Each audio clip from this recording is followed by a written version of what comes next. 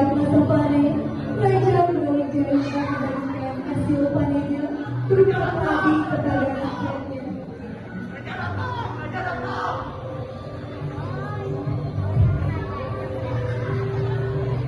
Saya mengingatkan sekalian, bahwa sudah memasuki masa panen. Akan aku bagikan hasil panen ini kepada kalian semua.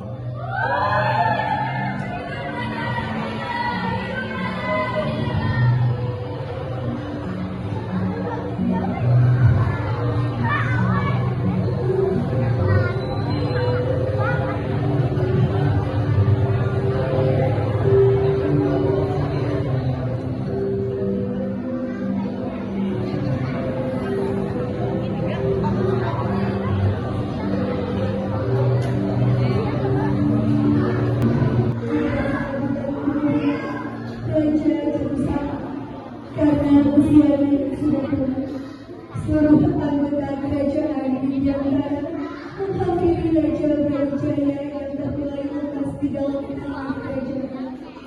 Raja berbaring lemah di atas tempat tidur, permaisuri duduk di sampingnya menatap sedikit. Pun kedua anak mereka berdiri tidak jauh menatap sebelah.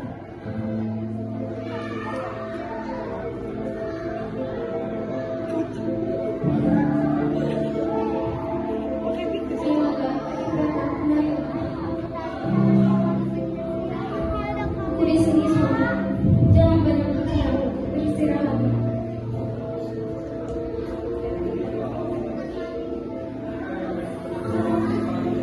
Dan berkata seperti itu, ayo, kau pasti akan sembuh.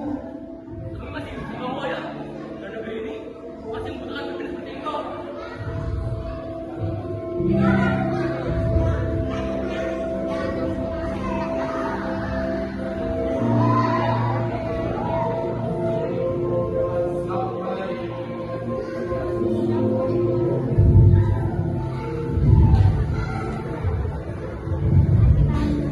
Paduka jangan mengira kita bisa panggil tabib dari luar.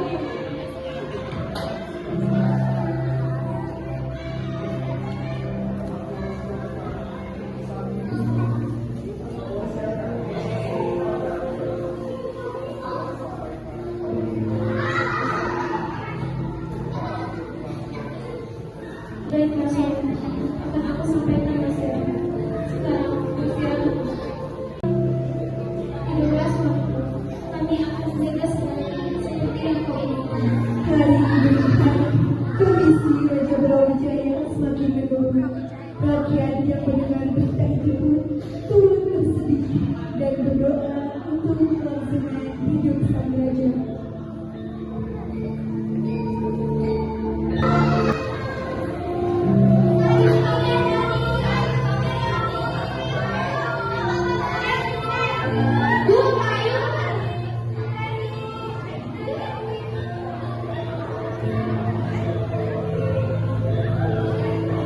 Aku dengar keadaan Raja Brawijaya semakin terus menurun setiap harinya. Aku khawatir.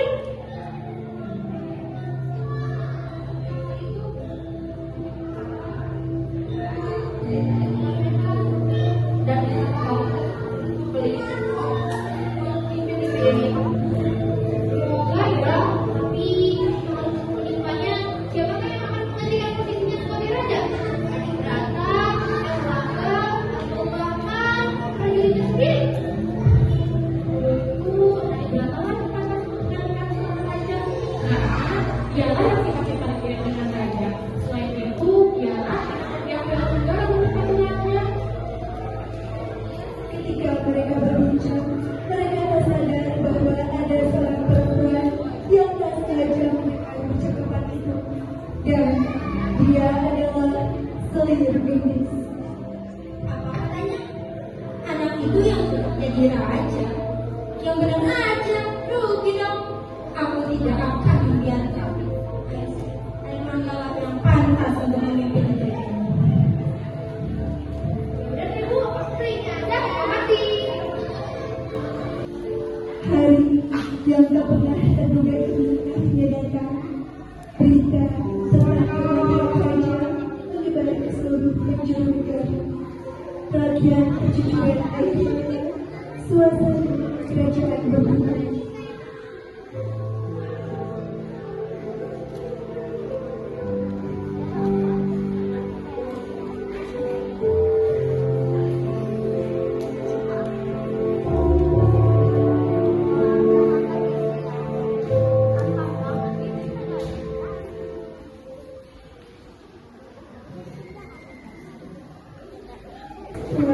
Upacara kematian Raja Brawijaya telah usai. Permaisuri memanggil kedua anak Brawijaya untuk berkumpul di kamar raja.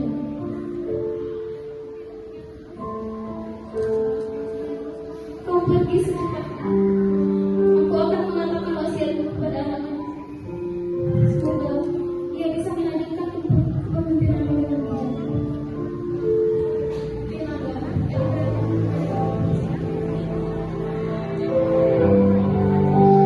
Kenapa? Aku mendapat pesan dari Eyang Sukamana. Ia mengatakan bahwa yang akan melanjutkan kepemimpinanku ia dari belakang. Kenapa harus aku itu? Bukankah apa yang lebih pantas untuk menggantikan posisi ayahanda? Hanya itulah yang dikatakan oleh anakku. Putusan ini tidak bisa dibantah atas dasar perintah ayah.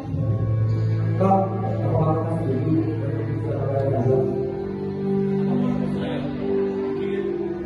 ini tapi yang baik-baik dan maksud saya bahwa kamu bisa memimpin dengan baik seperti yang ayah musik.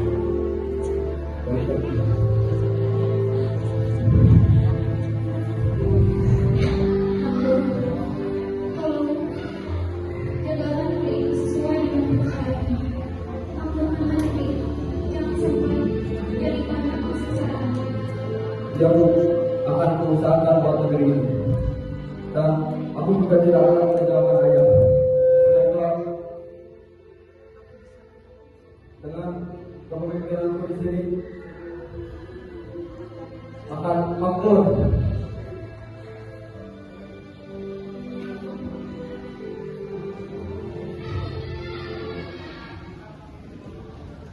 Setelah Airlangga pergi, permaisuri di tempat lain, Airlangga juga pernah membicarakan keputusan raja terkait pergantian kepemimpinan negeri ini.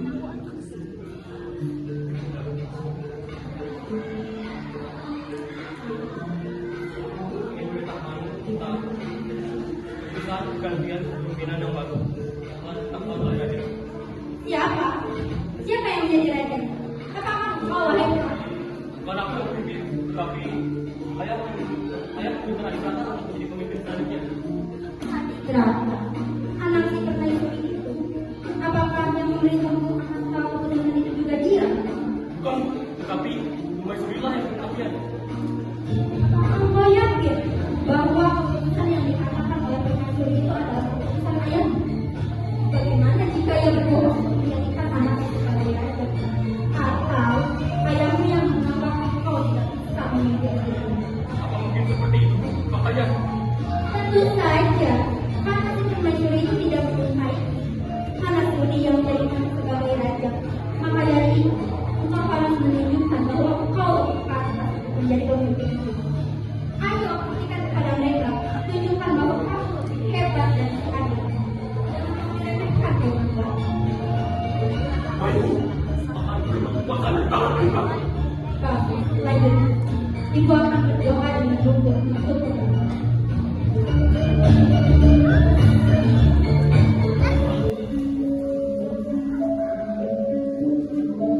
Upacara pergantian raja ditandai dengan penyerahan mahkota yang dipasangkan panglima kerajaan Widyantara. Upacaranya dilakukan dengan hikmat, disambung dengan sukacita rakyat yang akhirnya mempunyai raja.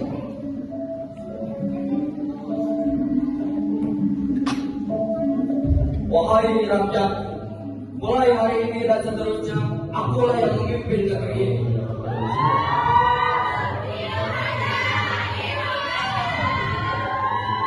Kupastikan negeri ini akan makmur di bawah kepemimpinanku.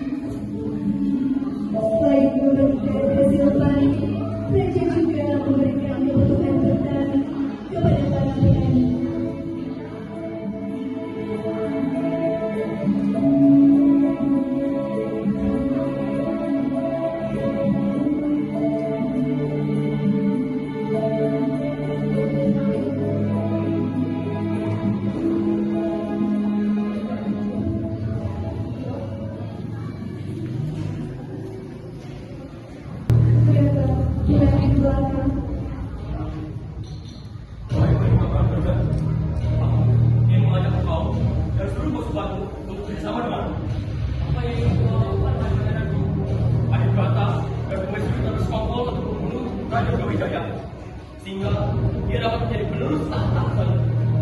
Jika itu pangeran ingin lakukan, maka akan melakukannya wahai pangeranku. Malam ini bukan batu kami, ya Allah berdiri. Siap tidak akan menerapkan strategi hubungan panjang. Siap.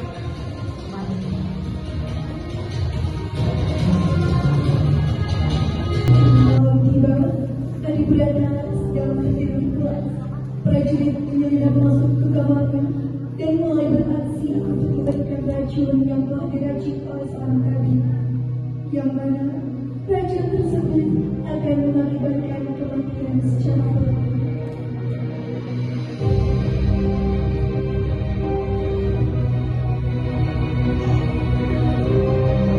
Setelah memastikan Adibrata meninggal, prajurit pergi meninggalkan jasadnya. Di siang hari, salah seorang pengawal menyadari bahwa Raja Adibrata tidak kunjung keluar dari kamarnya. Lalu ia pun pergi ke kamarnya, untuk memastikan keadaan sang raja.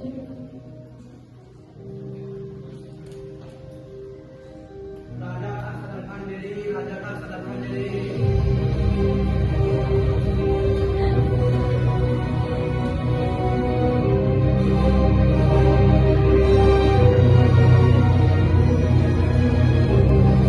Kabar raja meninggal dunia, rakyat pun merasakan kesedihan yang kedua kalinya. Tidak lama upacara kematian pun berakhir, tetapi terjadi sabotase yang dilakukan oleh prajurit kerajaan atas perintah Pangeran Galuh, yang mana mayat Adibrata dibawa ke sungai dan diganti dengan sesuatu yang dibungkuskannya.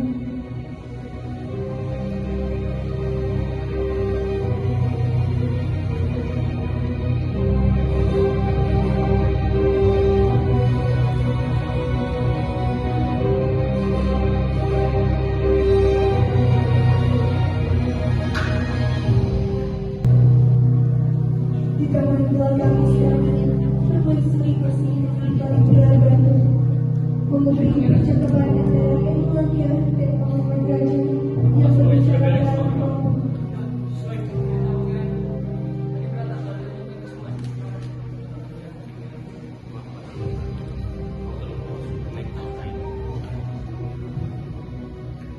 Maka, apa yang kamu sedang lakukan? Mengapa di sini? Apa benar kau yang tak membuang Adibrata ke sungai? Yang menyelamatkan ancaman dari jalan kebenaran. Kebenaran bahwa ibu adalah membunuh ayahanda. Ya, aku tahu ayahanda mati bukan karena sakit, tapi karena racun. Racun dari tangan ibu. Kau salah paham. Aku melakukan ini. Demi ambisimu, bukan demi kerajaan.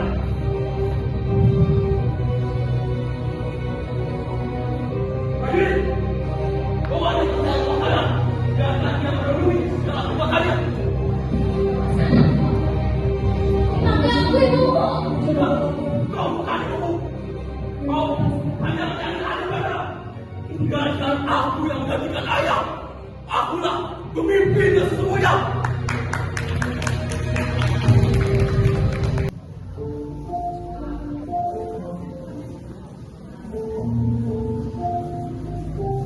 setelah pertimbangan yang panjang, akhirnya penasihat kerajaan menetapkan Emilia sebagai raja, menggantikan Adibrata yang sudah meninggal. Warga heran atas pergantian kepemimpinan secara mendadak ini. Mereka curiga bahwa kematian Adibrata telah direncanakan. Awalnya warga mencoba menerima, tetapi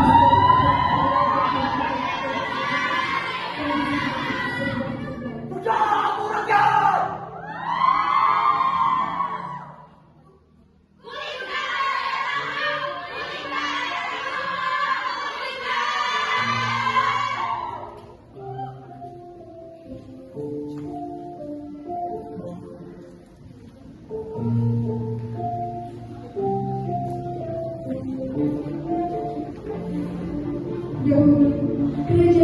dikenal sebagai surga kecil di bumi.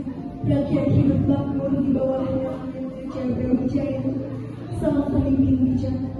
Namun, segalanya berubah sejak sang putra Erlangga nikahkan. Kekuasaan putra Erlangga nikahkan. Kekuasaan membuatnya lupa pada nurani.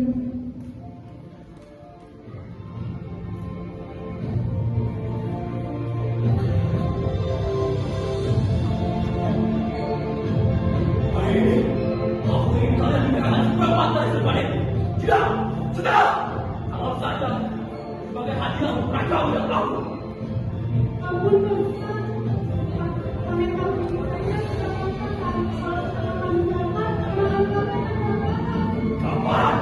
Itu bukan urusanku. Kalau kau tak patuh, tubuhmu kita bakar dengan segala hormat dan hormat.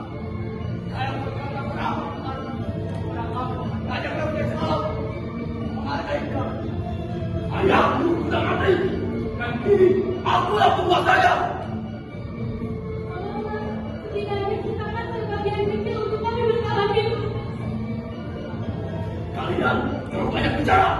Prajurit, bawa semuanya dan perintahkan desa ini. Berikan, berikan, berikan. Dan sejak saat itu, langit di atas kerajaan harapan telah hidup, hanya telah menanti badai perubahan.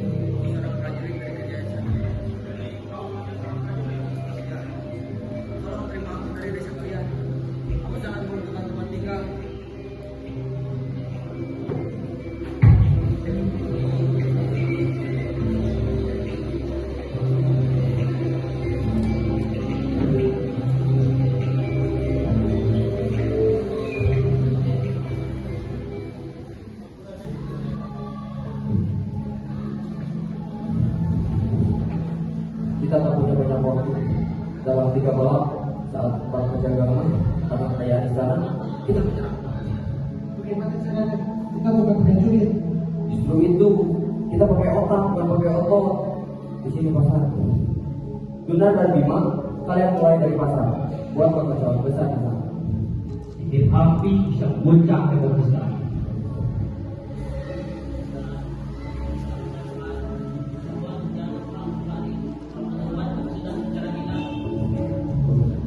Ajak sebar jadi. Kalian mulai dari kalian menyusup ke dapur istana selagi para penjaga pergi. Buatlah makanan dan minuman yang berisi racun dan berikan kepada para penjaga istana. Kamu bisa dan usul kami saat mereka. Dan malah terpesan, kami akan membuka pintu belakang dari dalam. Lalu untuk yang akan waktu atau apa? Aku akan melakukan aku akan menyusup melalui jalan kecil yang berada di samping kuil. Saat pintu terbuka, aku muncul dan aku memimpin rakyat menyerbu istana. Kau boleh bersuara. Siapa kamu sebenarnya? Sebenarnya aku Adik Brata Brawijaya. Aku datang kembali untuk merebut kekuasaan kembali dan juga memakmurkan rakyat kembali. Kau Raja Adibrata, apakah kau adik Kainaka? Ya, aku adiknya. Tapi untuk malam ini, aku saudara kalian. Aku tak ingin tahta, tapi aku ingin rakyat yang bebas dari penindasan. Itu kami bersamamu, Raja.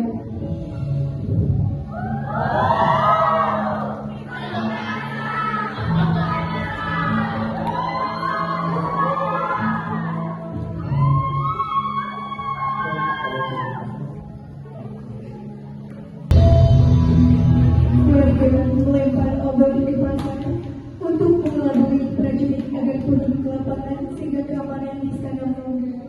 Sebagian prajurit mulai berlarian ke arah pasar untuk mengetahui apa yang sebenarnya terjadi. Adibrata mulai menyusup melalui jalan kecil yang terhubung ke dalam istana. Lalu ia mengisyaratkan para prajuritnya untuk masuk ke dalam istana. Masuk. Hari ini bukan soal pengawasan. Hari ini adalah soal menegakkan keadilan. Kau tak bisa bunuh kebenaran yang magelang. Dia hanya tidur sejenak. Ada penguasa yang menguasai keadaan ini. Hanya dengarkan dan bersuara.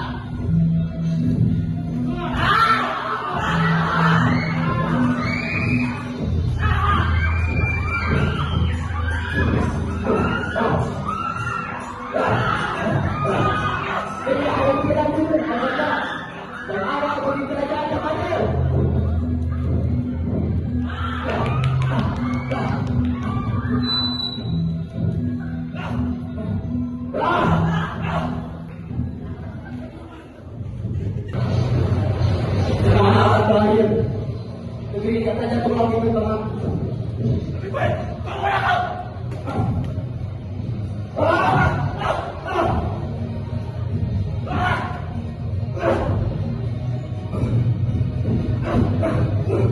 Beruntung apa yang baik maka? Aku berharap tidak akan. Lebih baik kau lantas dari kau. Apa yang terjadi? Kau yang akan berakhir.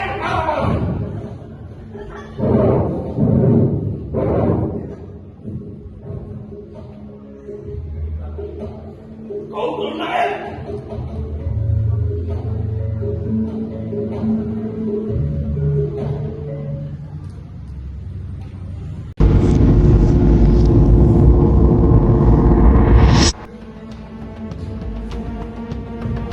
Perlu apa engkau kemari? Aku ingin menemui Raja Airlangga. Yang penting.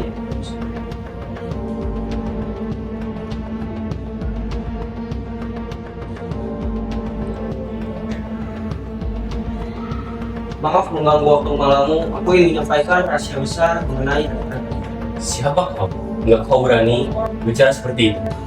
Aku anggota dari pasukan Adibrata yang ingin merebut kembali kekuasaan. Adibrata? Dia masih hidup? Bima mulai menceritakan awal mula bertemu Adibrata sampai menyusun strategi bersama. Mulai menceritakan perkara perencanaan Adibrata dengan kelompoknya kepada Raja Airlangga, sehingga perencanaan yang dilakukan oleh Raja Adibrata mulai bocor ke tangan Raja Airlangga.